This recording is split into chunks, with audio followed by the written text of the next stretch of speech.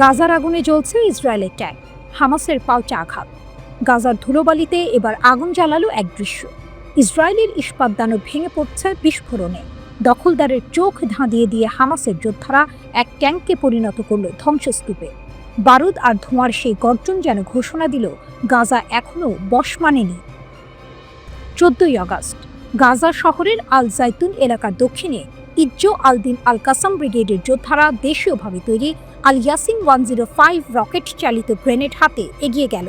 মুহূর্তেই লক্ষ্যবস্তুতে আঘাত, একটি ইসরায়েলি ট্যাঙ্ক এবং একটি সামরিক বুলডোজার উড়ে গেল আগুনের ফুলকিতে। এই আঘাত শুধু একটি যন্ত্র ধ্বংস করল না, বরং ইসরায়েলের মনোবলকেও চূর্ণ করল। হামাস একা নয়, একই দিনে ফিলিস্তিনি ইসলামিক জিহাদের আল কুদস ব্রিগেড, আবু আলী মুস্তাফা ব্রিগেড এবং নাসের সালাহ আল দিন ব্রিগেড একত্রে মর্টার হামলা চালায়। লক্ষ্য গাজার পূর্ব প্রান্তে অগ্রসরমান ইসরায়েলি বাহিনী ও তাদের সাজোয়া যান। গাজার প্রতিরোধ ফ্রন্ট যেন এক সিম্ফনিতে বাঁধা, যেখানে প্রতিটি হামলা এক একটি গর্জন। এদিকে অন্য প্রান্তে ইসরায়েল নতুন এক দুঃস্বপ্ন আঁকছে। স্থানীয় গণমাধ্যম জানাচ্ছে ইসরায়েলি সামরিক প্রধান ইয়ালজমের গাজা শহর পুনর্দখলের জন্য একটি মূল ধারণা অনুমোদন করেছেন। নিরাপত্তা মন্ত্রিসভার সবুজ সংকেত পাওয়ার পর শিনবেট ও শীর্ষ সামরিক কমান্ডারদের সঙ্গে আলোচনার মাধ্যমে এই পরিকল্পনা চূড়ান্ত হয়েছে। এই পরিকল্পনার কেন্দ্রবিন্দু 80,000 থেকে 1 লাখ রিজার্ভ সৈন্যের জরুরি সমাবেশ। লক্ষ্য গাজায় দীর্ঘমেয়াদী সামরিক দখল, যা 2026 সালের শেষ পর্যন্ত স্থায়ী হতে পারে। গত সপ্তাহে নেতানিয়াহুর পূর্ণ গাজা দখলের পরিকল্পনা আন্তর্জাতিক নিন্দার ঝড় তুলেছিল। মানবাধিকার সংস্থাগুলো বলছে এটি সরাসরি গণহত্যার নকশা। অক্টোবর 2023 থেকে গাজায় ইসরায়েলের বর্বর হামলায় নিহত হয়েছে 61,700 এরও বেশি মানুষ। ধ্বংসস্তূপে পরিণত হয়েছে একসময় প্রাণবন্ত শহর, তবুও প্রতিরোধ ভাঙেনি। গত নভেম্বরে আন্তর্জাতিক অপরাধ আদালত যুদ্ধাপরাধ এবং মানবতা বিরোধী অপরাধের অভিযোগে নেতানিয়াহু ও তার সাবেক যুদ্ধমন্ত্রী ইয়োভ গ্যালান্টের বিরুদ্ধে গ্রেপ্তারি পরোয়ানা জারি করেছে। সেই সঙ্গে আন্তর্জাতিক বিচার আদালতে ইসরায়েল গণহত্যার মামলার মুখোমুখি। কিন্তু এইসব আন্তর্জাতিক চাপের মাঝেও গাজার রাস্তায় অন্য এক গল্প চলছে, প্রতিরোধের গল্প, যেখানে বুলেটের সামনে বুক চিতিয়ে দাঁড়ায় তরুণ যোদ্ধারা, যেখানে ইস্পাত দানব ধ্বংস হয় সস্তা কিন্তু প্রাণঘাতী দেশীয় অস্ত্রে। সিনেমার মতো দৃশ্য, ধোঁয়ায় আচ্ছন্ন যুদ্ধক্ষেত্র, সামনে ইসরায়েলের ট্যাঙ্ক এগিয়ে আসছে আর কোণা থেকে হঠাৎ ছুটে আসে আল ইয়াসিন 105 এর আগুন। এক মুহূর্তে সব বদলে যায়। ট্যাঙ্কের ইস্পাত গলে যায় আর চারদিকে প্রতিধ্বনিত হয় বিজয়ের চিৎকার। ইসরায়েল হয়তো মানচিত্রে গাজাকে মুছে ফেলতে চায়, কিন্তু গাজার মাটি প্রতিদিন নতুন করে শপথ নিচ্ছে, আমরা হার মানব না। প্রতিটি ধ্বংসপ্রাপ্ত ট্যাঙ্ক যেন সেই শপথের প্রমাণ, আর প্রতিটি প্রতিরোধ যেন স্মরণ করিয়ে দিচ্ছে গাজা হার মানবে না। রাতের আকাশ যেন রণাঙ্গনের ক্যানভাস, আগুনের লেলিহান শিখা আকাশে লিখে দিচ্ছে প্রতিরোধের কবিতা। গাজা উপত্যকায় হামাস ও তার মিত্ররা যেন একসাথে শপথ করেছে, ইসরায়েলি সেনাদের জন্য এই ভূমি হবে আগুনের ফাঁদ। আইডিএফ এর সাঁজোয়া যানগুলো খান ইউনিসের রাস্তায় প্রবেশ করতেই শুরু হয় এক অদৃশ্য শিকারী খেলা। আল কাসাম ব্রিগেডের গেরিলা যোদ্ধারা নীরবে ঘিরে ফেলে লক্ষ্যবস্তু। মুহূর্তের মধ্যে গর্জে ওঠে মশাল, শেল, ধোঁয়া আর আগুনে মিলিয়ে যায় ধাতব দানবগুলো। প্রতিটি বিস্ফোরণ যেন আকাশে লেখা এক বার্তা, গাজা আত্মসমর্পণ করবে না। এদিকে শুধু হামাসই নয়, ফিলিস্তিনি ইসলামিক জিহাদের সশস্ত্র শাখা আল কুদস ব্রিগেডও প্রবল আঘাত হানে। তারা জানিয়েছে খান ইউনিসের আল আরনাব স্ট্রিটে আইডিএফ এর অনুপ্রবেশ ঠেকাতে এক সামরিক যান উড়িয়ে দিয়েছে। গাজা শহরের জেইতুন এলাকায়ও নতুন অভিযানের মুখে প্রতিরোধ যোদ্ধারা ঝাঁপিয়ে পড়ে, টার্গেট করে আইডিএফ এর সমাবেশ ও যানবাহন।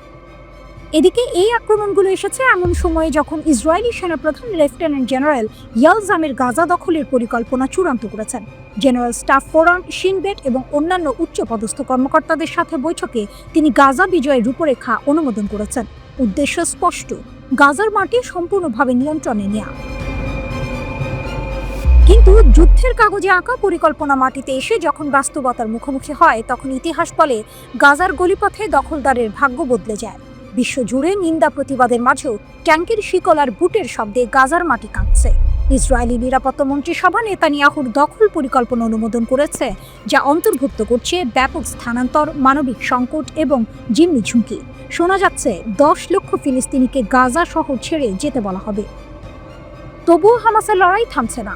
প্রতিটি গলিতে, প্রতিটি ধ্বংসস্তূপে লুকিয়ে আছে বিস্ফোরণের প্রতিশ্রুতি। যোদ্ধাদের চোখে দেখা যাচ্ছে অটল বিশ্বাস, গাজা শুধু ভূমি নয়, এটি সম্মানের প্রতীক, এটি মুক্তির শপথ। নেতানিয়াহু বলছেন তিনি নতুন দখলদারিত্ব আক্রমণ চালাবেন, কিন্তু গাজার রাস্তায় প্রতিদিনের যুদ্ধ দেখাচ্ছে ভিন্ন দৃশ্যপট, যেখানে দখলদারের প্রতিটি অগ্রগতি মাপা হচ্ছে ক্ষয়ক্ষতির অঙ্কে, আর প্রতিরোধের প্রতিটি আঘাত ইতিহাসে খোদাই হয়ে যাচ্ছে। দখলদার যতই শক্তিশালী হোক, গাজার মাটিতে যুদ্ধের নিয়ম অন্য। এখানে জয়ের সংজ্ঞা বদলে যায়, এখানে বেঁচে থাকার নামই বিজয়। গাজার আকাশে এখনো ড্রোনের গুঞ্জন, যুদ্ধ বিমানের গর্জন, কিন্তু মাটিতে প্রতিধ্বনিত হচ্ছে আরেক সুর, আমরা হার মানব না। হামাসের শক্তি শুধু অস্ত্রে নয়, তাদের বিশ্বাসে, তাদের শিকড়ে, এবং এই বিশ্বাসই ইসরায়েলের প্রতিটি কৌশলকে বারবার ব্যর্থ করছে। এ যেন এক যুদ্ধ যেখানে গোলা বারুদের শব্দের সাথে মিশে আছে মানুষের অদম্য ইচ্ছা শক্তি। গাজা এখন শুধু একটি যুদ্ধক্ষেত্র নয়, এটি দখলদারের দুঃস্বপ্নের নাম।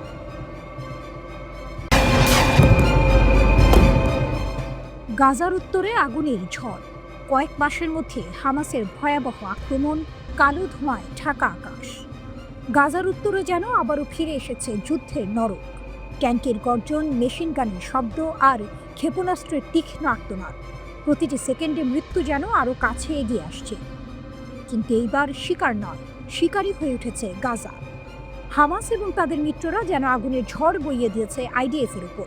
উত্তর গাজায় প্রথমেই একটি ইসরায়েলি মেরকাভা ট্যাঙ্কে হামলা, এরপর ক্ষেপণাস্ত্র ছুটে গেছে একটি ট্যাঙ্ক ও দুটি D9 সামরিক বুলডোজারের দিকে। এই আক্রমণের পর যেন গল্পে যোগ হলো এক চাঞ্চল্যকর অধ্যায়। ইসরায়েলি সৈন্যদের নিয়ে ভেতরে থাকা একটি সুরক্ষিত বাড়িতে হামলা। আল কাসাম ব্রিগেড জানালো 3টি ক্ষেপণাস্ত্র একসাথে ছুটে গেছে সেই বাড়ির দিকে। বিস্ফোরণের ধাক্কায় কেঁপে উঠেছে পুরো উত্তর গাজা। একাধিক সৈন্য নিহত, অনেকে গুরুতর আহত। শুধু তাই নয়, তারা দাবি করছে 3 জন ইসরায়েলি সৈন্যকে আটক করে আহতদের ভিড়ে ফেলে দেওয়া হয়েছে, যেন শত্রুর চোখের সামনেই অদৃশ্য হয়ে গেল তারা। 11ই আগস্টের ভোরে আরেকটি দৃশ্য। গাজা শহরের আল তুফা এলাকায় 2 ইসরায়েলি সৈন্য স্নাইপার গুলিতে লুটিয়ে পড়ল। তারপর তাদের টেনে নিয়ে গিয়ে ফেলে দেওয়া হলো হতাহতদের মধ্যে। শত্রুর মনোবল ভেঙে দেওয়ার এ যেন এক মনস্তাত্ত্বিক আঘাত। একই দিনে হামাস যোদ্ধারা আইডিএফ এর একটি কমান্ড ও নিয়ন্ত্রণ কেন্দ্র লক্ষ্য করে গোলাবর্ষণ করে। আর রাফাতে 11ই আগস্ট ইসরায়েলি সেনাদের উপর রকেট হামলার দাবিও করেছে তারা। এ যেন কেবল সামরিক সংঘর্ষ নয়, এ এক শক্তি প্রদর্শনের উৎসব। তবে এই উত্তেজনার পেছনে রয়েছে আরেক হৃদয় বিদারক ঘটনা। 10 আগস্ট আল জাজিরার 5 জন সাংবাদিক নিহত হন। এর মধ্যে ছিলেন বিখ্যাত সংবাদদাতা আনাস আল শারিফ। ইসরায়েলি সেনাবাহিনী অভিযোগ পেলে আল শারিফ ছিলেন হামাসের সদস্য, রকেট হামলার জন্য দায়ী এক সেলের নেতা। কিন্তু আল জাজিরা বলছে এটি ছিল স্বাধীন সংবাদকে স্তব্ধ করার জন্য লক্ষ্যবস্তু হত্যাকাণ্ড। হয়তো সাংবাদিক হত্যাই এই প্রতিশোধের স্রোতকে আরও তীব্র করেছে। হামাস যেন বলছে প্রতিটি বুলেটের জবাব বুলেট দিয়ে, প্রতিটি হত্যার জবাব হামলা দিয়ে। গাজার রাস্তায় এখনো ধুলো উঠছে, ধ্বংসস্তূপের মাঝে লুকিয়ে আছে অসংখ্য গল্প। কিন্তু এই গল্পের মূল সুর একটাই, যুদ্ধের মুখে দাঁড়িয়েও গাজা ভেঙে পড়েনি, বরং দাঁত নখ বের করে আঘাত হেনেছে। ইসরায়েল হয়তো ভাবছিল উত্তর গাজাকে তারা চুপ করিয়ে দিবে, কিন্তু এই আক্রমণ প্রমাণ করেছে এই ভূমি চুপ করে থাকার জন্য নয়। প্রতিটি গলি, প্রতিটি ছাদ, প্রতিটি ধ্বংসস্তূপ থেকে উঠে আসছে প্রতিরোধের গর্জন। আর সেই গর্জন বলছে এখনো শেষ হয়নি।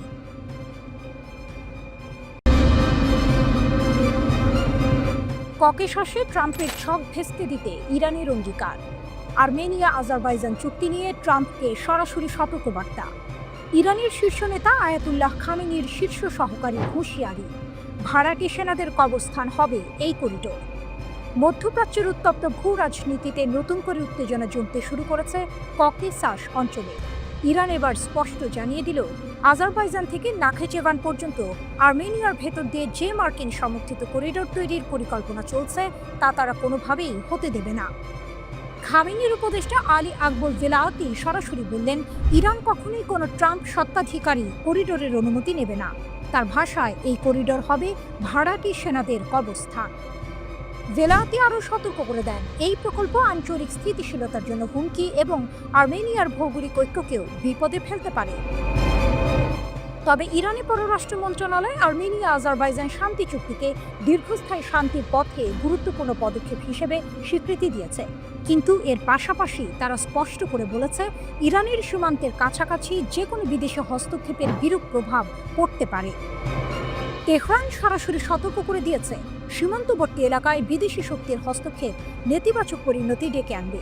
ইরানের আশঙ্কা, এই পরিকল্পনা আর্মেনিয়াকে বিভক্ত করে দিতে পারে এবং ককেসাসের জ্বালানি সমৃদ্ধ অঞ্চলে নতুন অস্থিরতা সৃষ্টি করতে পারে। তাদের বিবৃতিতে বলা হয়, নিঃসন্দেহে ককেসাস অঞ্চলে শান্তি ও স্থিতিশীলতা বজায় রাখা এখানকার সব দেশের স্বার্থে। একই সঙ্গে ইরানের শেয়ার করা সীমান্তের পার্শ্ববর্তী এলাকায় যে কোনো ধরনের বিদেশি হস্তক্ষেপের নেতিবাচক প্রভাব নিয়ে উদ্বেগ প্রকাশ করছে। এই বিবৃতি এসেছে এমন এক সময়ে যখন আর্মেনিয়া ও আজারবাইজান যুক্তরাষ্ট্রের মধ্যস্থতায় ওয়াশিংটনের হোয়াইট হাউসে একটি ঐতিহাসিক শান্তি চুক্তি স্বাক্ষর করেছে। ট্রাম্পের নেতৃত্বে অনুষ্ঠিত এই আলোচনায় ছিল আজারবাইজানের বিতর্কিত নাগোর্নো কারাবাখ অঞ্চল পুনর্দখলের পর দুই দেশের মধ্যে প্রথম সরাসরি শান্তি চুক্তি। চুক্তিটি হোয়াইট হাউসের স্টেট ডাইনিং রুমে স্বাক্ষরিত হয়, যেখানে ট্রাম্পের পাশে আজারবাইজানের প্রেসিডেন্ট ইলহাম আলিয়েভ ও আর্মেনিয়ার প্রধানমন্ত্রী নিকোল পাসিনিয়ান উপস্থিত ছিলেন। এই চুক্তির মূল লক্ষ্য হল দুই দেশের মধ্যে সব ধরনের লড়াই স্থায়ীভাবে বন্ধ রাখা, বাণিজ্য, ভ্রমণ ও কূটনৈতিক সম্পর্ক খুলে দেওয়া এবং একে অপরের সার্বভৌমত্ব ও ভৌগোলিক অখণ্ডতা সম্মান করা। মার্কিন পক্ষ জানিয়েছে, এই চুক্তির অংশ হিসেবে আর্মেনিয়া ও আজারবাইজান একটি নতুন ট্রানজিট করিডর তৈরি করবে, যার নাম দেওয়া হয়েছে ট্রাম্প রুট। হোয়াইট হাউস জানিয়েছে, এই করিডোরের একচেটিয়া উন্নয়ন অধিকার মার্কিন যুক্তরাষ্ট্রের থাকবে। এর ফলে জ্বালানি এবং অন্যান্য সম্পদের বৃহত্তর রপ্তানি সহজতর হবে। রয়টার্সের প্রতিবেদনে বলা হয়, বিশ্লেষক এবং এর সাথে সংশ্লিষ্ট ব্যক্তিরা বলছেন যে বিতর্কিত পারমাণবিক কর্মসূচি এবং জুন মাসে ইসরায়েলের সাথে 12 দিনের সংঘাতের পর মার্কিন চাপের মুখে ইরানের করিডোরটি বন্ধ করার মতো সামরিক শক্তির অভাব রয়েছে। চুক্তির অন্যতম গুরুত্বপূর্ণ অংশ হল Trump route for international peace and prosperity (TRIPP), যা আজারবাইজানের মূল ভূখণ্ড ও তার নিকচিভান স্বায়ত্তশাসিত প্রদেশকে সংযুক্ত করবে। এই পথটি আর্মেনিয়ার ভূখণ্ডের মধ্য দিয়ে যাবে, যেখানে যুক্তরাষ্ট্রের সঙ্গে একটি বিশেষ অংশীদারিত্ব গড়ে তোলা হবে। ট্রাম্প জানান, এই করিডোরের উন্নয়নে আমেরিকান কোম্পানিগুলো বড় বিনিয়োগ করবে এবং এটি তিন দেশকেই অর্থনৈতিক সুবিধা দেবে।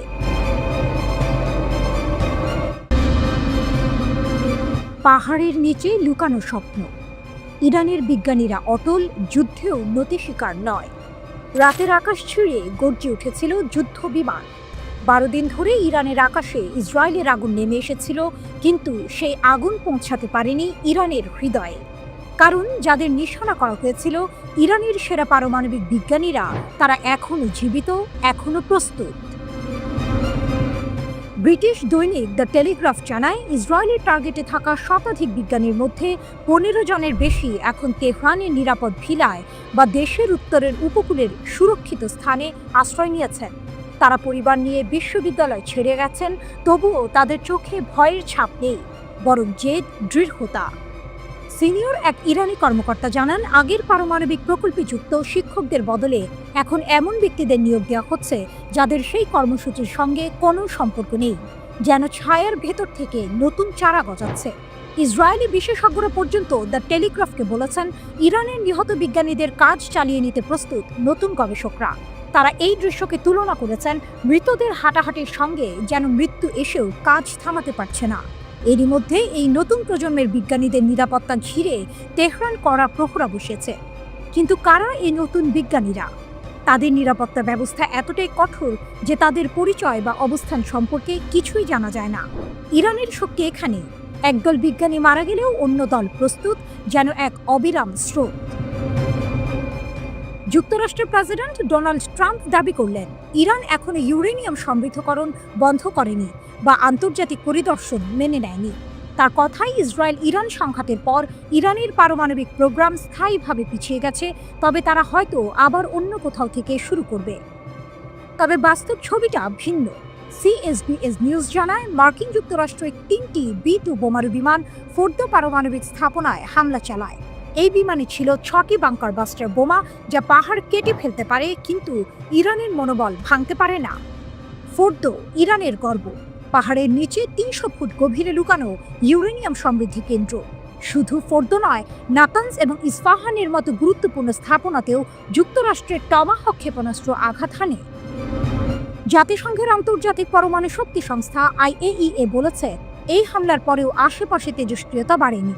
ইরানের পারমাণবিক শক্তি সংস্থা হামলার সত্যতা স্বীকার করলেও জোর দিয়ে বলেছে এতে তাদের উন্নয়ন থামবে না।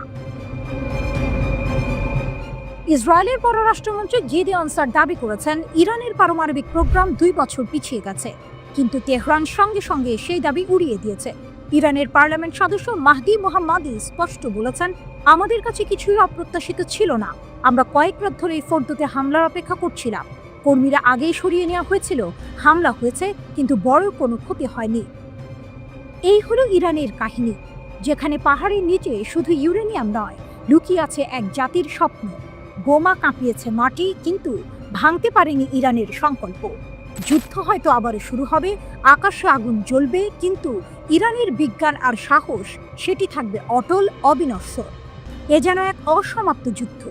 একদিকে ইসরায়েল ও যুক্তরাষ্ট্র মনে করছে তারা ইরানকে দুর্বল করে দিয়েছে, অন্যদিকে ইরান এক নতুন ছকে নিজেদের গুটিয়ে নিয়েছে, তাদের শক্তিকে অন্য কোনো দিক থেকে আবার সংগঠিত করছে।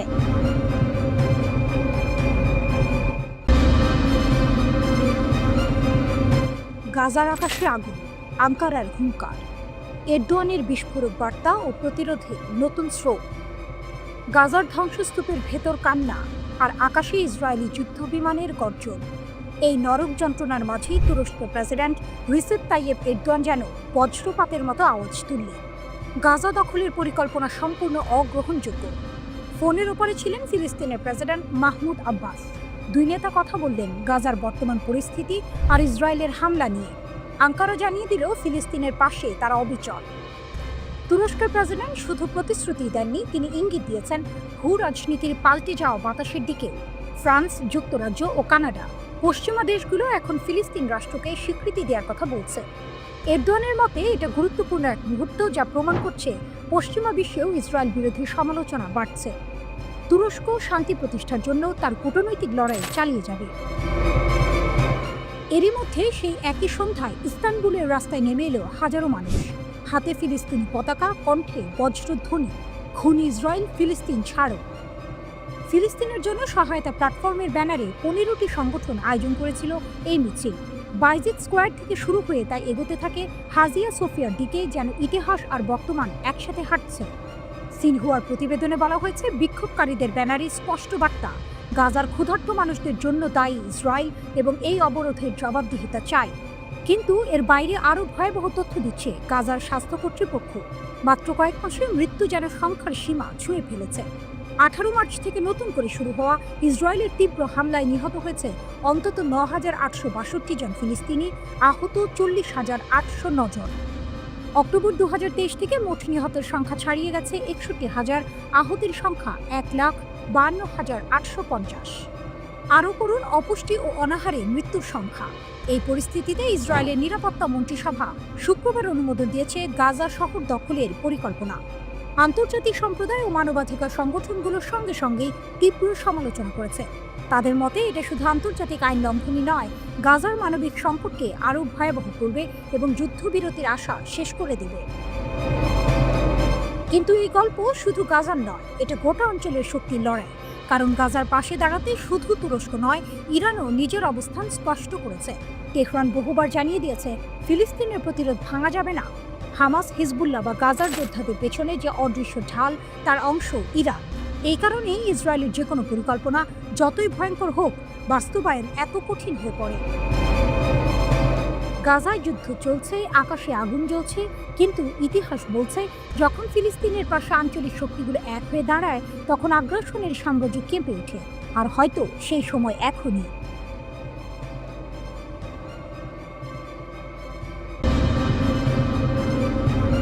গাজার আকাশে গুলির ঝড়, রাস্তায় মুখোশধারী ছায়া, ইসরায়েলের পূর্ণ দখলের পরিকল্পনাকে খোলা চ্যালেঞ্জ।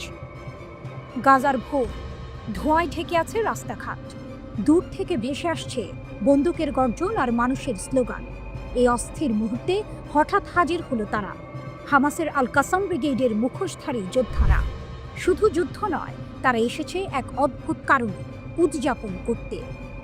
আইডিএফের অবরোধে শ্বাসরুদ্ধ গাজায় একদল চোর আর লুটেরাকে দমন করেছে হামাসের বিশেষ বাহিনী অ্যারো ইউনিট। তারপরেই গাজার আল জালা স্ট্রিটে বেরিয়ে এলো তাদের কুচকাওয়াজ। গলিপথ ভরে গেল মানুষে, কেউ হাততালি দিচ্ছে, কেউ পতাকা উড়াচ্ছে, আর আকাশ ফুঁড়ে উঠছে উদযাপনের গুলি। তবে এর পেছনে আছে এক গাঢ় অন্ধকার।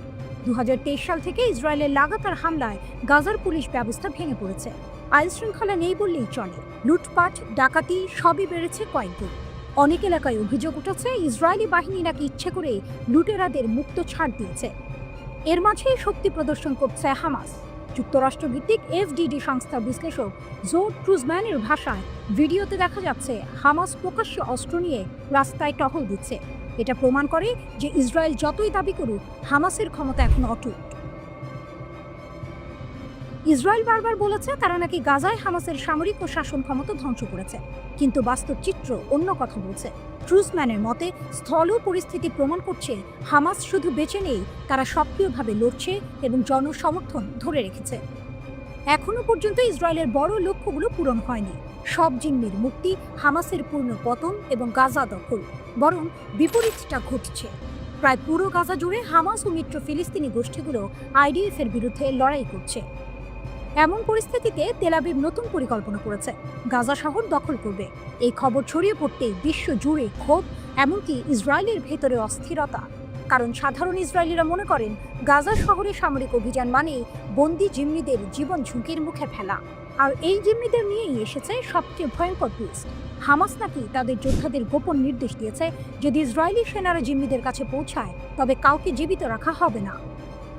গাজায় সামরিক অভিযান সম্প্রসারণের বিকল্প নেই বলে দাবি করেছেন ইসরায়েলি প্রধানমন্ত্রী বেনিয়ামিন নেতানিয়াহু। জেরুজালেমে আয়োজিত এক সংবাদ সম্মেলনে নিজেদের সিদ্ধান্তের সাফাই গিয়ে তিনি বলেন, হামাসকে পরাজিত করে তাদের উদ্দেশ্য পূরণ ছাড়া ইসরায়েলের অন্য কোনো গতি নেই।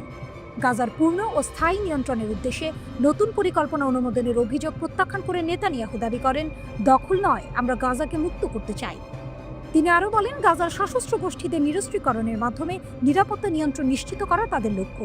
এরপর গাজার শাসনভার ইসরায়েলি বেসামরিক প্রশাসনের হাতে তুলে দেওয়া হবে।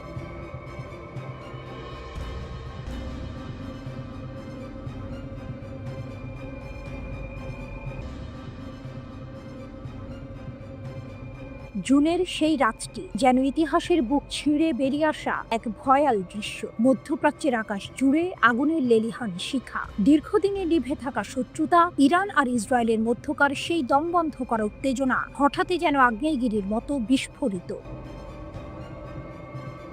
ইসরায়েলের বিমান হামলার জবাব আসে বজ্রপাতের গতিতে। তেহরানের ছোড়া মিসাইলগুলো শুধু ইস্পাত নয়, ভেঙে ফেলে অহংকারের দেয়ালও। শক্তিশালী আয়রন ডোম, গর্বের অ্যারো সিস্টেম, এমনকি যুক্তরাষ্ট্রের অতি আত্মবিশ্বাসী থার, সব মিলে গড়ে তোলা প্রতিরক্ষার ছাতা সেদিন ছিন্ন ভিন্ন হয়ে যায়।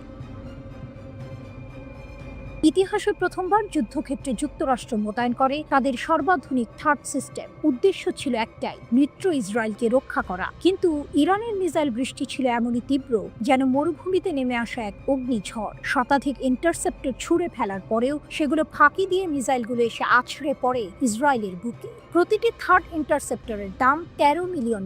কিন্তু সেই অমূল্য ঢালও ভেদ করে ইরানি আগুন। মাত্র 12 দিনে যুক্তরাষ্ট্র ব্যয় করে ফেলে তাদের ভান্ডারের 1/4 থার্ড ইন্টারসেপ্টর। মার্কিন যুদ্ধজাহাজ, ভূমধ্য সাগর ও লোহিত সাগরে নোঙর করা সেগুলোরও এক বিশাল অংশ খরচ হয়ে যায় এই প্রতিরোধ যুদ্ধে। কিন্তু তবুও ইরানি ক্ষেপণাস্ত্রের স্রোত থামানো যায়নি। মিসাইল এসেছিল আকাশ ফুঁড়ে, সমুদ্রের দিগন্ত পেরিয়ে, যেন তেহরানের প্রতিটি উৎক্ষেপণ ছিল এক একটি বার্তা, আমরা থামবো না।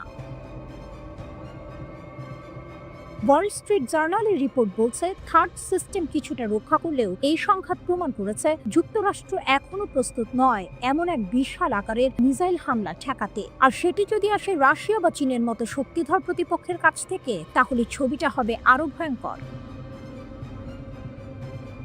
Centre for strategic and international স্টাডিজের মিসাইল ডিফেন্স প্রজেক্টের পরিচালক টম কারারোর সতর্কতা কানে বাজে। আমরা অবশেষ উপলব্ধি করেছি যুক্তরাষ্ট্রকে তার প্রতিরক্ষামূলক অস্ত্রের ভান্ডার আরও বড় করতে হবে। এ যেন শুধু এক যুদ্ধের গল্প নয়, বরং ভবিষ্যতের এক সতর্কবার্তা। মার্কিন কর্মকর্তারাও স্বীকার করছেন, যদি ইরান আবারও একই মাত্রায় মিসাইল হামলা চালায়, কার্যকর প্রতিক্রিয়া জানাতে যুক্তরাষ্ট্রকে গলদঘর্ম হতে হবে।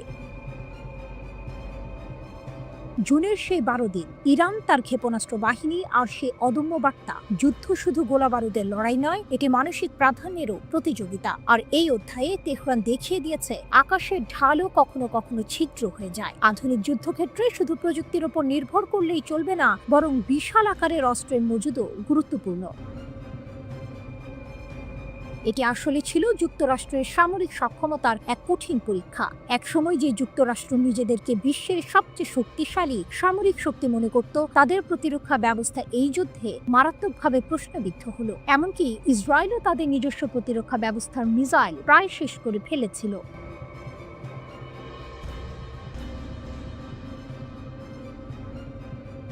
ইরানের কেরমানের আকাশে তখনও সূর্য ওঠেনি, হঠাৎই মাটি কেঁপে উঠল। মুহূর্তে ঘুম ভাঙল ইরানের দক্ষিণাঞ্চলের মানুষের। রিক্টার স্কেলে মাত্রা 5.1, কিন্তু এই কম্পন শুধু মাটি নয়, কাঁপিয়ে দিল যুক্তরাষ্ট্র ও ইসরায়েলের বুকও। প্রশ্ন ছুড়ে দিল এক ধাক্কায়, এটা কি কেবল প্রাকৃতিক ভূমিকম্প, নাকি ইরান পারমাণবিক অস্ত্র তৈরি করে ফেলেছে আর তারই পরীক্ষা চালানো হলো এই জনহীন মরুভূমিতে?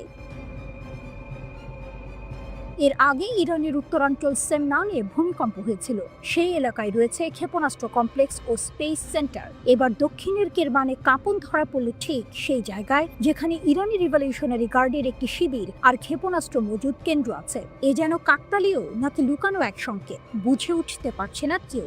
আমেরিকা ও জার্মানির ভূকম্পন পর্যবেক্ষণ সংস্থার তথ্য বলছে, কম্পনের উৎসস্থল ভূপৃষ্ঠের প্রায় 10 কিলোমিটার নিচে। বিশেষজ্ঞরা জানেন ভূমিকম্প হতে পারে প্রাকৃতিক কারণে, কিন্তু মাটির তলায় যদি বড় আকারের বিস্ফোরণ ঘটে, যেমন পারমাণবিক পরীক্ষায় হয়, তাহলেও একই রকম কাঁপন তৈরি হয়। তারা বলেন, পারমাণবিক বিস্ফোরণজনিত কম্পন ও প্রাকৃতিক ভূমিকম্প আলাদা করে বোঝা সম্ভব, কিন্তু প্রমাণ এখনো মেলেনি। তবুও পশ্চিমা মহল বহুদিন ধরে যে অভিযোগ তুলছে ইরান গোপনে পারমাণবিক অস্ত্র তৈরি করছে, এই ভূমিকম্পের পর আবারও নতুন করে তা ঘুরে ফিরে আসছে। ঘটনাক্রম সন্দেহ উস্কে দিচ্ছে। গত 13 জুন ইসরায়েল চালিয়েছিল অপারেশন রাইজিং লায়ন, ইরানের বিভিন্ন পরমাণু কেন্দ্র ও সামরিক ঘাঁটিতে বিমান ও ক্ষেপণাস্ত্র হামলা। এরপর 22 জুন ভোরে আমেরিকার B-2 বোমারু বিমান বোমা বর্ষণ করে ইরানের 3টি পরমাণু কেন্দ্রে। ওয়াশিংটনের দাবি, তাদের হামলায় ইরানের পারমাণবিক কর্মসূচিতে তেমন ক্ষতি হয়নি, কিন্তু তেহরানের কণ্ঠে ছিল দৃঢ়তা, আমরা আমাদের কর্মসূচি থামাবো না, কারণ এটি শান্তিপূর্ণ। কিন্তু শান্তিপূর্ণতার আড়ালে কি সত্যিই চলছে গোপন প্রস্তুতি? কেরমানের কম্পন কি সেই প্রস্তুতির প্রতিধ্বনি? ইতিহাস বলে ইরান ভূমিকম্প প্রবণ দেশ।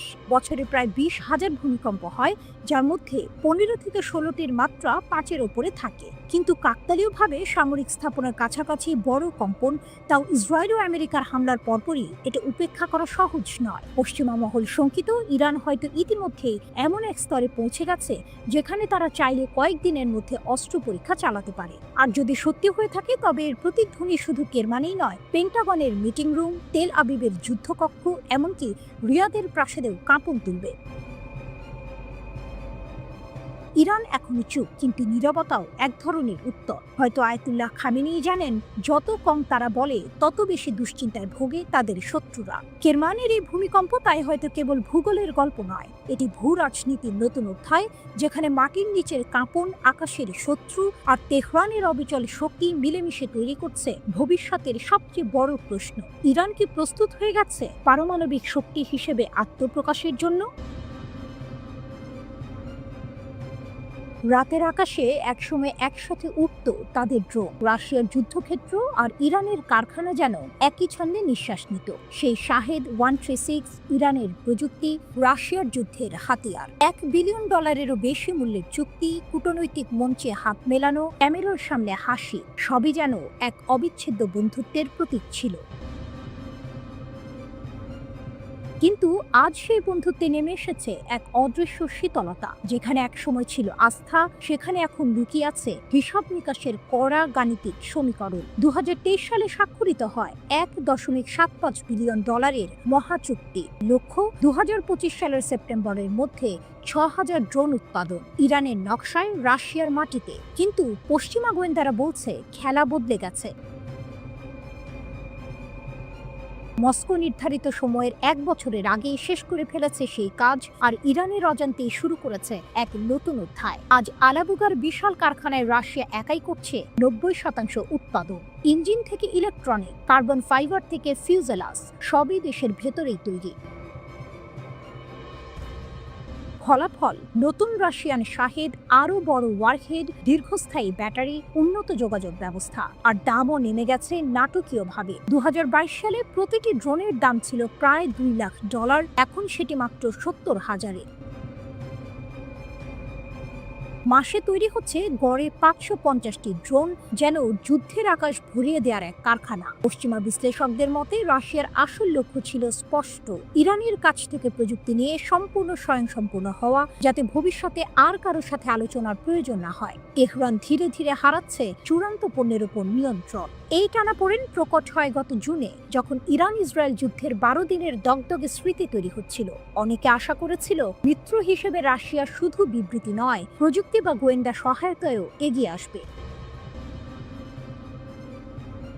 রাশিয়া নিজের স্বার্থের বাইরে 1 ইঞ্চি নড়বে না। ইরান অভিযোগ তুলেছে রাশিয়া এখনো প্রতিশ্রুত কিছু প্রযুক্তি সরবরাহ করেনি, এমনকি কিছু অর্থ বকেয়া রেখেছে। তবু ইরানি কূটনীতিকরা বলছেন দীর্ঘমেয়াদী সহযোগিতা থেকে তারা উপকৃত হবে, যেমন সাম্প্রতিক সময়ে রাশিয়ার কাছ থেকে পাওয়া S-400 air defence system.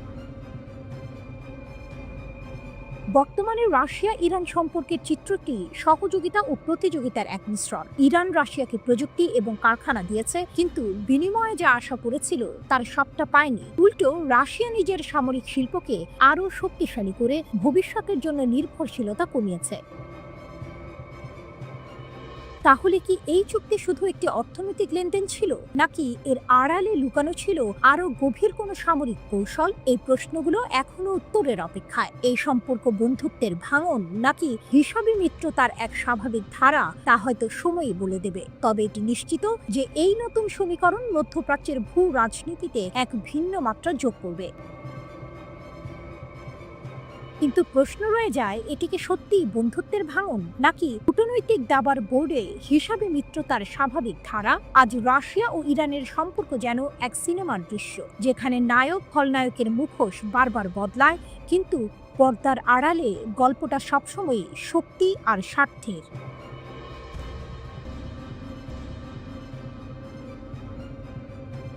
Burkina Faso আফ্রিকার বুকে এক ছোট্ট দেশ, যা একসময় ফ্রান্সের উপনিবেশ ছিল। শত শত বছর ধরে লুণ্ঠিত হয়েছে এর খনিজ সম্পদ, আর সাধারণ মানুষের জীবন কেটেছে চরম দারিদ্র্যে। কিন্তু হঠাৎ করেই যেন এক নতুন ভোরের আগমন ঘটেছে। মাত্র 37 বছর বয়সী এক সামরিক নেতা, ইব্রাহিম ট্রাওরে, যিনি নিজের দেশের মানুষকে দারিদ্র্যের অন্ধকার থেকে টেনে তুলে এনেছেন, তিনি এখন পশ্চিমা বিশ্বের রাতের ঘুম কেড়ে নিয়েছেন। 3 বছরেই 1912 বার হত্যা চেষ্টার শিকার হয়েছেন তিনি। ইব্রাহিম ট্রাওরে একজন সাধারণ সৈনিক থেকে দেশের সর্বোচ্চ পদে আসীন হয়েছেন। তিনি এমন একজন নেতা যিনি দেশের জন্য নিজের জীবন উৎসর্গ করেছেন, যা তার কাজের মধ্য দিয়ে প্রমাণিত। তিনি রাষ্ট্রপতি হওয়ার পরেও কোনো বেতন নেন না, শুধুমাত্র একজন ক্যাপ্টেন হিসেবে তার মাসিক $513 বেতনই গ্রহণ করেন। সামরিক উর্দি তার একমাত্র পোশাক, যা দিয়ে তিনি বোঝাতে চান তিনি জনগণের সেবক, শাসক নন। তার মূল লক্ষ্য ছিল দেশকে বিদেশি প্রভাব মুক্ত করা এবং জনগণের জীবনযাত্রার মান উন্নয়ন করা। কেন তিনি পশ্চিমা বিশ্বের চক্ষুশূল? ইব্রাহিম ট্রাওরে ক্ষমতায় আসার পর থেকেই একের পর এক সাহসী পদক্ষেপ নিতে শুরু করেন, যা পশ্চিমা দেশগুলোকে অস্বস্তিতে ফেলেছে। ফ্রান্সের প্রভাব কমানো। প্রথমত তিনি ফ্রান্সের সেনাবাহিনীকে বুর্কিনা ফাসো থেকে বিতাড়িত করেন। দীর্ঘদিন ধরে ফরাসি সেনারা নিরাপত্তার অজুহাতে সেখানে ঘাঁটি গেড়েছিল, কিন্তু তাদের আসল উদ্দেশ্য ছিল দেশের খনিজ সম্পদ রক্ষা করা। ট্রাওরে এই ভণ্ডামি উন্মোচন করে ফরাসি সেনাদের 1 মাসের মধ্যে দেশ ছাড়ার নির্দেশ দেন।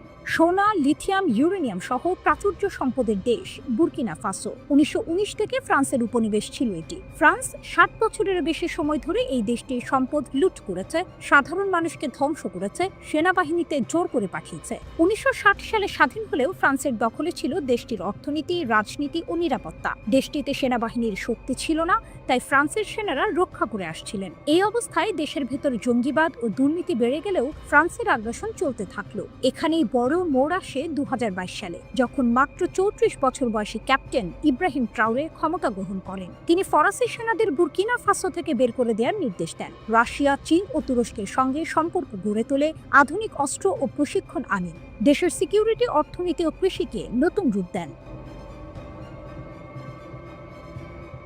অর্থনৈতিক স্বাধীনতা। ট্রাওরে দেশের অর্থনীতিকে স্বাবলম্বী করার জন্য নানা উদ্যোগ গ্রহণ করেছেন। তিনি বিদেশি কোম্পানির হাতে থাকা সোনার খনিগুলোকে রাষ্ট্রীয় নিয়ন্ত্রণে আনার চেষ্টা করছেন এবং খনিজ সম্পদের উপর সরকারের অংশীদারিত্ব 10 থেকে 12% থেকে 25% উন্নীত করেছেন। এর ফলে সরকারের আয় অনেক বেড়েছে। সিএফএ ফ্রাঙ্ক ত্যাগ। সবচেয়ে গুরুত্বপূর্ণ পদক্ষেপ হলো তিনি সিএফএ ফ্রাঙ্ক থেকে বেরিয়ে আসার কথা বলেছেন। এই মুদ্রা ব্যবস্থার মাধ্যমে ফ্রান্স দীর্ঘদিন ধরে 14টি আফ্রিকান দেশের অর্থনীতি নিয়ন্ত্রণ করে আসছে। ট্রাওরে এই ব্যবস্থাকে একটি আধুনিক উপনিবেশবাদ বলে চিহ্নিত করেছেন এবং আফ্রিকান দেশগুলোকে একজোট হয়ে নতুন মুদ্রা চালুর আহ্বান জানিয়েছেন। সামরিক ও কূটনৈতিক সম্পর্ক পরিবর্তন। ট্রাওরে পশ্চিমা দেশগুলোর উপর নির্ভরতা কমিয়ে রাশিয়া, চীন ও তুরস্কের মতো দেশের সঙ্গে সামরিক ও বাণিজ্যিক সম্পর্ক জোরদার করছেন। রাশিয়া থেকে তিনি আধুনিক ড্রোন ও সামরিক সরঞ্জাম আমদানি করছেন এবং তাদের প্রশিক্ষকদের দিয়ে নিজ দেশের সেনাবাহিনীকে উন্নত করছেন। বুর্কিনা ফাসোর নতুন সূর্যোদয়। ট্রাওরের নেতৃত্বে মাত্র 2 বছরে বুর্কিনা ফাসোর জিডিপি 17 থেকে 18% বৃদ্ধি পেয়েছে। লক্ষ লক্ষ মানুষ চরম দারিদ্র্য থেকে উঠে এসেছে। দেশের পার ক্যাপিটা ইনকাম $861 থেকে বেড়ে $911 পৌঁছেছে। তিনি কৃষি, অবকাঠামো এবং শিক্ষার মতো মৌলিক খাতে ব্যাপক পরিবর্তন এনেছেন। দেশের রাস্তাঘাট, স্কুল, হাসপাতাল এবং পাওয়ার প্ল্যান্ট তৈরির কাজ দ্রুত গতিতে চলছে, যা স্বাধীনতার 60 বছরেও সম্ভব হয়নি। ইব্রাহিম ট্রাওরে শুধু বুর্কিনা ফাসো নয়, বরং পুরো আফ্রিকার জন্য এক নতুন আশার প্রতীক হয়ে উঠেছেন। যখন পুরো আফ্রিকা তাকিয়ে আছে তার প্রতি, যে দেশের 80% মানুষের ভাগ্য বদলাচ্ছে, অভিযোগ উঠেছে পশ্চিমা দেশগুলো, বিশেষ করে ফ্রান্স, তাকে হত্যা করতে চায়, কারণ ইব্রাহিম ট্রাওরে তাদের উপনিবেশবাদী স্বার্থ ভেঙে দিয়েছে। বুর্কিনা ফাসো এখন ফ্রান্সের হাতের পুতুল নয়, বরং আফ্রিকার স্বাধীনতার নতুন প্রতীক।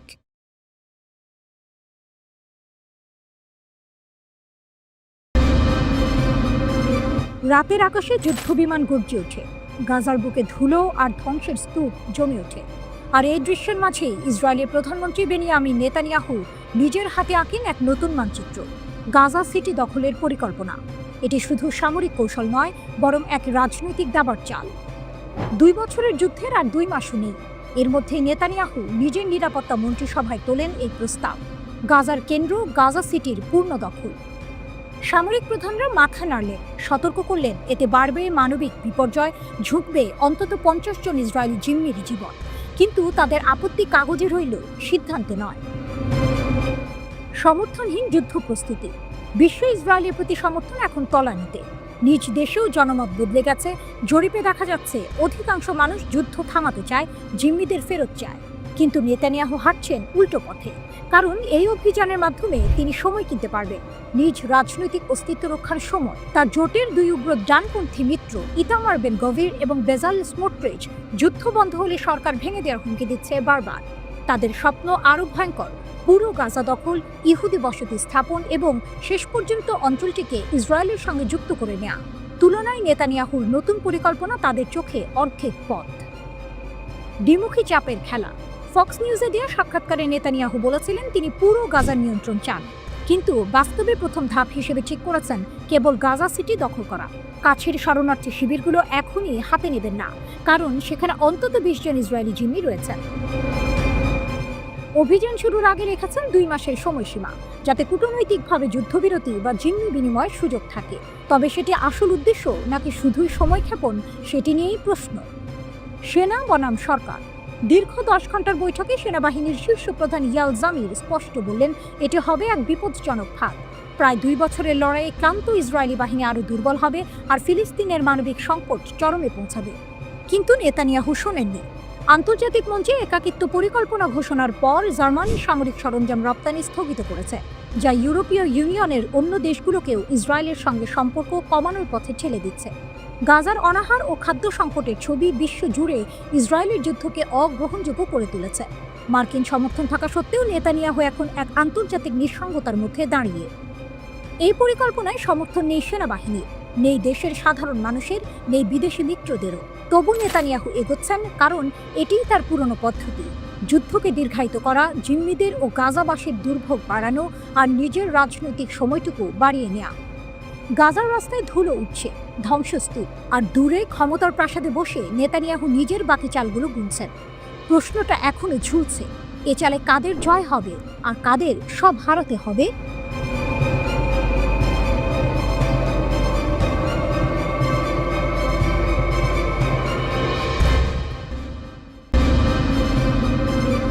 রাতের অন্ধকারে যেন কোনো সিনেমার গোপন দৃশ্য।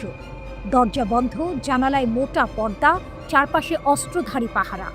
ভেতরে কি বসে আছেন ইরানের শীর্ষ পরমাণু বিজ্ঞানীরা, যাদের নাম ইসরায়েলের হিট লিস্টে? টেলিগ্রাফের প্রতিবেদন বলছে কমপক্ষে 15 জন শীর্ষ বিজ্ঞানীকে হঠাৎ করে আত্মগোপনে পাঠিয়েছে তেহরান। বিশ্ববিদ্যালয়ের ক্লাসরুমে যারা ছিলেন তাদের বদলে দেয়া হয়েছে এমন শিক্ষকদের যাদের পরমাণু কর্মসূচির সঙ্গে কোনো সম্পর্কই নেই। কারণটা ভয়াবহ। 2010 সাল থেকে মোসাদের হাতে একে একে প্রাণ দিয়েছেন ইরানের পরমাণু প্রকল্পের মস্তিষ্করা। কেবল জুন মাসেই 12 দিনের ব্যবধানে হত্যা করা হয় অন্তত 30 জন বিজ্ঞানীকে। খবর এলেই তেহরান জেগে ওঠে। শুরু হয় শিকারী শিকারের খেলা। ইরানের গোয়েন্দারা দেশ জুড়ে খুঁজতে থাকে ইসরায়েলি গুপ্তচরদের। সন্দেহভাজন কয়েকশো মানুষ ইতিমধ্যেই ধরা পড়েছে। এর মধ্যেই ঘটে আরেক নাটকীয় মোড়। রুজবে ভাদি নামের এক পরমাণু বিজ্ঞানী ধরা পড়লেন ইসরায়েলের হয়ে গুপ্তচর বৃত্তির অভিযোগে। আদালতে দোষী সাব্যস্ত হওয়ার পর ফাঁসিতে ঝুলে শেষ হলো তার গল্প। এই মৃত্যুই যেন বার্তা, বিশ্বাসঘাতকতার দাম শুধু পদ হারানো নয়, জীবন হারানো। তেহরান এবার আর কোনো ঝুঁকি নিতে চায় না। তালিকাভুক্ত প্রায় 100 বিজ্ঞানীর মধ্যে যাদের প্রাণ সবচেয়ে ঝুঁকিতে, তাদের জন্য বিশেষ পরিকল্পনা করা হয়েছে। কেউ গোপন শহরে, কেউ পাহাড় ঘেরা সুরক্ষিত বাড়িতে, কেউ বা উত্তর উপকূলে। সবখানেই 24 ঘন্টা পাহারা। দেহরক্ষীদের নিয়েও এসেছে বড় পরিবর্তন। যাদের উপর সামান্য সন্দেহ, তাদের সরিয়ে আনা হয়েছে বিশ্বস্ত নতুন মুখ। নতুন করে ইসরায়েলি হামলার আশঙ্কা রয়েছে। ইরানের একজন জ্যেষ্ঠ কর্মকর্তার বরাত দিয়ে এটি জানায় দ্য টেলিগ্রাফ। কর্মকর্তারা বলেন, বিজ্ঞানীদের তাদের পরিবারের সদস্যদের সাথে তেহরানে এবং দেশের উত্তর উপকূলে নিরাপদ জায়গায় স্থানান্তরিত করা হয়েছে। ইরান জানে এটি শুধু প্রাণ বাঁচানোর লড়াই নয়, এটি রাষ্ট্রের অস্তিত্ব রক্ষার যুদ্ধ। তাদের পরমাণু কর্মসূচি কেবল প্রযুক্তি নয়, এটা শক্তি, প্রতিরোধ আর রাজনৈতিক মর্যাদার প্রতীক। আর তাই ইসরায়েলের বার্তা যতই ভয়ঙ্কর হোক, যে ইরানের পরমাণু কর্মসূচিতে কাজ করবে সে স্বয়ংক্রিয়ভাবে আমাদের লক্ষ্য। তেহরান পিছু হচ্ছে না, বরং এই খেলায় ইরান আরও ধূর্ত হচ্ছে। বিজ্ঞানীদের একদল গোপনে কাজ চালিয়ে যাচ্ছে অজানা স্থানে। যাদের সামনে পাঠানো হয়েছে তারা ছায়া মাত্র, ভুল টার্গেটে ইসরায়েলকে ব্যস্ত রাখতে। যেন দাবার বোর্ডে রাজার নিরাপত্তায় বারবার গুটি বদলানো হচ্ছে। টুইস্টটা এখানে, ইসরায়েল হয়তো ভেবেছিল ভয় দেখিয়ে বা গুপ্ত হত্যা চালিয়ে ইরানের পরমাণু স্বপ্ন থামানো যাবে, কিন্তু তেহরান সেই চাপকে পরিণত করেছে এক ধরনের গোপন অস্ত্রে, অদৃশ্য বিজ্ঞানী, ছায়াময় ল্যাব আর এক অটল বার্তা: আমরা আছি, কাজ থামবে না। এই গোপন শহরগুলোতে হয়তো এখনো রাত জেগে চলছে হিসাব, পরীক্ষা আর পরিকল্পনা। বাইরে অন্ধকার, ভেতরে আলো, আর সেই আলোয় গড়ে উঠছে এমন কিছু যা হয়তো একদিন ইসরায়েলের কৌশলকে উল্টে দেবে, চুপি সারে, বিনা শব্দে, ঠিক যেমন করে ইরান তার সবচেয়ে মূল্যবান মস্তিষ্কগুলোকে আড়ালে রেখেছে।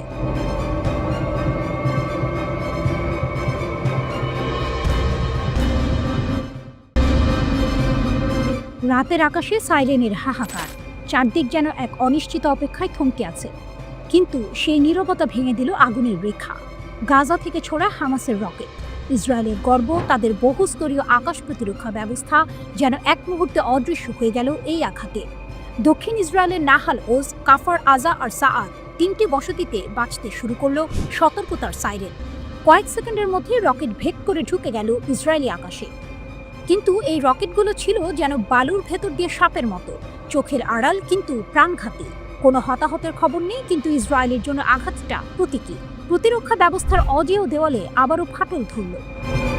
এই আঘাতের পেছনে আছে আরেক নাটকীয় পটভূমি। ইসরায়েলি প্রধানমন্ত্রী বেনিয়ামিন নেতানিয়াহু কয়েকদিন আগে মন্ত্রিসভা অনুমোদিত গাজা দখলের পরিকল্পনা প্রকাশ করেছেন। বিশ্বজুড়ে যখন এই পরিকল্পনার বিরুদ্ধে নিন্দা বাড়ছে, তখন গাজা সীমান্তে ট্যাঙ্ক আর সশস্ত্র সেনাদের দেখা মিলছে। দেশেও ফুঁসছে ক্ষোভ, কারণ ইসরায়েলিরা ভয় পাচ্ছে গাজায় থাকা জীবিত ও মৃত মিলিয়ে প্রায় 50 জন জিম্মির জীবন ঝুঁকিতে পড়তে পারে। কিন্তু এই মুহূর্তে যে বার্তাটা সবচেয়ে জোরে কানে বাজছে তা এসেছে হামাস ও ফিলিস্তিনি প্রতিরোধ শক্তির দিক থেকে। তোমাদের দখল যতই বাড়ুক আমাদের আঘাত থামবে না। গত কয়েক সপ্তাহের সংঘাত দেখিয়ে দিয়েছে ফিলিস্তিনি যোদ্ধাদের হাতে এখন শুধু ঘরে বানানো রকেট নয়, কৌশলগত পরিকল্পনাও আছে। তাদের আঘাত এখন ইসরায়েলের দুর্বল জায়গাগুলোতে সঠিকভাবে লাগছে। গাজার মাটিতে যেখানে বহু মানুষ ক্ষুধা আর অনাহারে দিন কাটাচ্ছে, গত 24 ঘন্টায় অপুষ্টিতে ঝরে পড়ছে একের পর এক প্রাণ। সেখান থেকেই প্রতিরোধের আগুন জ্বলছে। ধ্বংসস্তূপের ভেতরে জন্ম নিচ্ছে নতুন লড়াইয়ের ইচ্ছা। প্রতিটি হামলার সাথে যেন ফিলিস্তিনিরা বিশ্বকে মনে করিয়ে দিচ্ছে তারা নিঃশব্দে হারিয়ে যাবে না। টুইস্টটা এখানে, ইসরায়েল যখন ভাবছিল দখল অভিযান তাদের শক্তির প্রদর্শনী হবে, তখনই হামাস তাদের আকাশ প্রতিরক্ষা ভেদ করে দেখিয়ে দিল গাজার প্রতিরোধ শুধু বেঁচে নেই, বরং আগের চেয়ে বেশি সাহসী। এই আঘাত সামরিকভাবে হয়তো বড় ক্ষতি করেনি, কিন্তু মনস্তাত্ত্বিকভাবে ইসরায়েলের নিরাপত্তা বর্মে এক গভীর দাগ কেটে গেছে। দক্ষিণ ইসরায়েলের আকাশে ছড়িয়ে থাকা সেই আগুনের রেখাগুলো এখন প্রতীক হয়ে দাঁড়িয়েছে। এটি শুধু রকেটের ধোঁয়া নয়, বরং দখলদারির বিরুদ্ধে অদম্য এক জাতির শ্বাসরুদ্ধ প্রতিরোধ। গাজার গলিপথে হয়তো আলো কম, খাবার কম, জীবনযাত্রা দুর্বিষহ, কিন্তু সেখানকার মানুষের সংকল্পের আলো নিভে যায়নি। যুদ্ধের এই অধ্যায়ে হামাস যেন বিশ্বের সামনে বলে দিল, আমরা শুধু বেঁচে নেই, আমরা প্রতিরোধ করছি। আর প্রতিবার তোমরা এগোলে আমরা আঘাত করব, সেই আঘাত তোমাদের কল্পনার চেয়েও গভীর হবে।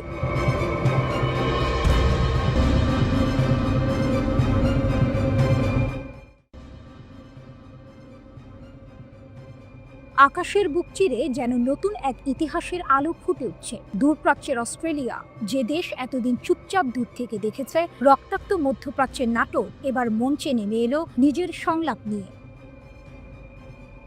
ক্যানবেরার সংসদ ভবনে দাঁড়িয়ে প্রধানমন্ত্রী অ্যান্থনি আলবানিজ ঘোষণা দিলেন, আগামী সেপ্টেম্বর জাতিসংঘ সাধারণ পরিষদের অধিবেশনে ফিলিস্তিন রাষ্ট্রকে আনুষ্ঠানিক স্বীকৃতি দেবে অস্ট্রেলিয়া। এ যেন মরুভূমির তপ্ত বালুর ওপর হঠাৎই বয়ে যাওয়া এক শীতল বাতাস। আলবানিজের কণ্ঠে দৃঢ়তা, দ্বিরাষ্ট্রভিত্তিক সমাধানই মধ্যপ্রাচ্যের সহিংসতার চক্র ভাঙার সর্বোত্তম পথ, মানবতার শেষ আশ্রয় এটাই। তিনি আরও জানান, ফিলিস্তিনি কর্তৃপক্ষ ইতিমধ্যে প্রতিশ্রুতি দিয়েছে অস্ত্র ত্যাগ করবে, সাধারণ নির্বাচন আয়োজন করবে এবং ইসরায়েলের অস্তিত্ব স্বীকার করবে। কিন্তু এই ঘোষণার মুহূর্তে যেন অন্য প্রান্ত থেকে ধেয়ে এলো ঝড়। জেরুজালেমে ইসরায়েলের উগ্রবাদী প্রধানমন্ত্রী বেনিয়ামিন নেতানিয়াহু ক্ষোভে ফেটে পড়লেন। এটি লজ্জাজনক, শান্তি নয়, যুদ্ধ ডেকে আনবে এই সিদ্ধান্ত। তার কণ্ঠে ছিল বিদ্রুপ, চোখে ছিল হুঁশিয়ারির আগুন। ইসরায়েলি সরকার বলল, এটা সন্ত্রাসবাদকে পুরস্কৃত করার সমান। শুধু ইসরায়েল নয়, অস্ট্রেলিয়ার ভেতর থেকেও উঠল আপত্তির সুর। বিরোধী দল জায়নিস্ট ফেডারেশন বলল, এই সিদ্ধান্ত হামাসকে সাহস দেবে, উত্তেজনা বাড়াবে। কিন্তু আলবানিজ নড়লেন না এক চুল। তিনি জানালেন, সাম্প্রতিক সপ্তাহে যুক্তরাজ্য, ফ্রান্স, নিউজিল্যান্ড, জাপানি নেতাদের সঙ্গে আলোচনার পরেই এই সিদ্ধান্ত এসেছে। এখন জাতিসংঘের 193 সদস্যের মধ্যে 147 দেশ ফিলিস্তিনকে স্বীকৃতি দিয়েছে, আর অস্ট্রেলিয়া যোগ হতে চলেছে সেই তালিকায়। এ যেন এক দীর্ঘযাত্রার আরেকটি মাইলফলক, কারণ এতদিন অধিকাংশ পশ্চিমা গণতান্ত্রিক দেশ এই স্বীকৃতি থেকে বিরত থেকেছে। যুক্তরাষ্ট্র আজও বিরত আছে। ওয়াশিংটন স্পষ্ট জানিয়ে দিয়েছে, তারা এখনো ফিলিস্তিনকে স্বীকৃতি দেবে না। তবে এই ঘোষণার পেছনে আছে এক ভয়াবহ বাস্তবতা। জাতিসংঘের তথ্য বলছে, গাজার 87% এলাকা ইসরায়েলের নিয়ন্ত্রণে বা সরিয়ে নেওয়ার নির্দেশের আওতায়। সংস্থাটি সতর্ক করে দিয়েছে, আরও সামরিক অগ্রগতি বিপর্যয়কর পরিণতি আনতে পারে। বিশ্বজুড়ে নিন্দার ঝড় উঠেছে ইসরায়েলের নতুন দখল পরিকল্পনা নিয়ে। জাতিসংঘ, মানবাধিকার সংস্থা, ইউরোপীয় ইউনিয়ন সবাই বলছে এই পথ রক্তপাত বাড়াবে। তারা দাবি তুলেছে, অস্ত্রবিরতি হোক, বন্দীদের মুক্তি হোক, মানবিক সহায়তা অবাধে প্রবাহিত হোক। হামাস, ইরান, সৌদি আরব এরা বলছে এটি জাতিগত নিপীড়ন, এটি গণহত্যা। মিশর, জর্ডান, তুরস্ক, স্পেন সহ বহু দেশও একই ভাষায় বলছে এটি দ্বিরাষ্ট্র সমাধানের বিরুদ্ধে আঘাত, ফিলিস্তিনি অধিকার লঙ্ঘন। তারা আন্তর্জাতিক সম্প্রদায়ের কাছে আহ্বান জানাচ্ছে, এবার কঠোর পদক্ষেপ নাও। দৃশ্যপট যেন সিনেমার মতো। একদিকে ধ্বংসস্তূপের ধুলোয় ঢেকে থাকা বিধ্বস্ত গাজা, অন্যদিকে কূটনৈতিক মঞ্চে রাজনীতির দাবা খেলা, যেখানে এক চলে বদলে যেতে পারে পুরো অঞ্চলের ভাগ্য। অস্ট্রেলিয়ার এই স্বীকৃতি কি শান্তির নতুন জানালা খুলে দেবে?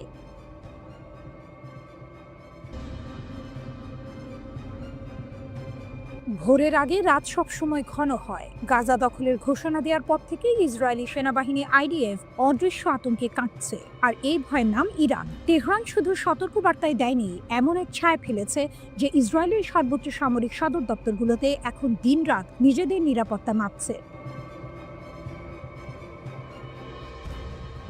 সব শুরু হয় 10 আগস্টের পর। সেদিন ইরান স্পষ্ট ভাষায় জানায় গাজা দখলের চেষ্টা মানে হবে ফিলিস্তিন মুছে ফেলা, আর তার জবাব হবে আগের চেয়ে বড় প্রতিশোধ। তেহরানের এই হুঁশিয়ারি যেন বজ্রপাতের মতো লাগে তেল আবিবে। সেনাপ্রধান ইয়াল জামির হঠাৎ আদেশ দেন সব শীর্ষ সদর দপ্তরে আকস্মিক পরিদর্শন হবে, পরীক্ষা হবে যুদ্ধ শুরু হলে কিভাবে তারা টিকে থাকবে। এই গোপন মহড়ার কোড নাম ডন, মানে ভোর। কিন্তু এর আসল উদ্দেশ্য রাত নামার আগে ইরানের ছায়া থেকে বাঁচার প্রস্তুতি নেওয়া। রিপোর্ট বলছে মহড়ায় এমন সব আচমকা দৃশ্য সাজানো হচ্ছে যেন একই সঙ্গে একাধিক যুদ্ধক্ষেত্র জ্বলে ওঠে, উত্তর থেকে দক্ষিণ, সাগর থেকে আকাশ। আইডিএফ এর উপপ্রধান তামির ইয়াদাই এতটাই ব্যস্ত হয়ে পড়েন যে তেল আবিব বিশ্ববিদ্যালয়ের নির্ধারিত অনুষ্ঠান বাতিল করতে বাধ্য হন। এমনকি সেনা রেডিও নিজেই স্বীকার করেছে গাজা আক্রমণের প্রস্তুতি তার সময় কেড়ে নিয়েছে। পর্দার আড়ালে আরেকটি ভয় তাড়া করছে আইডিএফকে। ইরানের সামরিক নেটওয়ার্ক শুধু সীমান্তে নয়, দূরবর্তী ঘাঁটিতেও আঘাত হানতে সক্ষম, এমন ধারণা গেঁথে গেছে তাদের মাথায়। আর ইরান জানিয়ে দিয়েছে প্রয়োজন হলে তারা বহুমুখী যুদ্ধক্ষেত্র একসঙ্গে জ্বালিয়ে দিতে পারবে। ইতিহাস সাক্ষী, ইরানের প্রতিরোধ ক্ষমতা শুধু কথায় সীমাবদ্ধ নয়। মধ্যপ্রাচ্যের বহু সংঘর্ষে তারা দেখিয়েছে প্রয়োজন হলে আঘাত কতটা নির্ভুল হতে পারে। ঠিক এই কারণেই গাজা দখলের আগেই আইডিএফ নিজেদের ঘাঁটিকে লক করে দিচ্ছে, যেন আকাশ, মাটি, সমুদ্র কোনো দিক থেকে শত্রু ঢুকতে না পারে। তবে গল্পে টুইস্ট এখানেই, যুদ্ধের আগুন শুধু সীমান্তে নয়, ইসরায়েলের ভেতরেও ছড়িয়ে পড়ছে। গাজা দখল পরিকল্পনার বিরুদ্ধে দেশেই সমালোচনা বাড়ছে। অনেকে বলছে এই অভিযান শুধু গাজাকে নয়, ইসরায়েলের নিজস্ব নিরাপত্তাকেও হুমকিতে ফেলবে। কারণ 50 জন বন্দী, জীবিত ও মৃত, এখনো গাজার ভেতরে আছে। আক্রমণ শুরু হলে তাদের পরিণতি হতে পারে ভয়াবহ। বাইরের দুনিয়াও চুপ নেই, আন্তর্জাতিক মহল একের পর এক সতর্কবার্তা দিচ্ছে। কিন্তু তেল আবিব কি থামবে? ইরান অপেক্ষা করছে, নীরব কিন্তু প্রস্তুত। আর ইসরায়েল জানে প্রথম গুলি ছোড়া মাত্রই সেই প্রতীক্ষা পরিণত হবে ঝড়ে। এই লড়াই শুধু গাজা দখলের নয়, এটা হবে মধ্যপ্রাচ্যের শক্তি ও ইচ্ছা শক্তির এক চূড়ান্ত পরীক্ষা। 2025 সালে ইরান ও যুক্তরাষ্ট্রের মধ্যে 5 দফা পারমাণবিক আলোচনা ব্যর্থ হয়। 6ষ্ঠ দফা আলোচনার কয়েকদিন আগে ইসরায়েল ইরানে বিমান ও ড্রোন হামলা চালায়। পরবর্তীতে যুক্তরাষ্ট্র ইরানের পারমাণবিক স্থাপনাগুলোতে ভারী বোমা হামলা চালায়। পরবর্তীতে আলোচনা ভেস্তে যায়।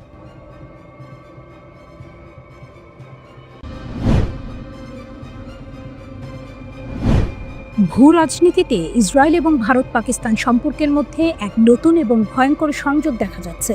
সম্প্রতি ভারত পাকিস্তান সীমান্তে যে যুদ্ধ হয়ে গেল, তার নেপথ্যে বেরিয়ে আসছে এক চাঞ্চল্যকর তথ্য। আপাতদৃষ্টিতে ভারত এই যুদ্ধের কৃতিত্ব নিলেও এর পেছনে নাকি ইসরায়েলের হাত ছিল।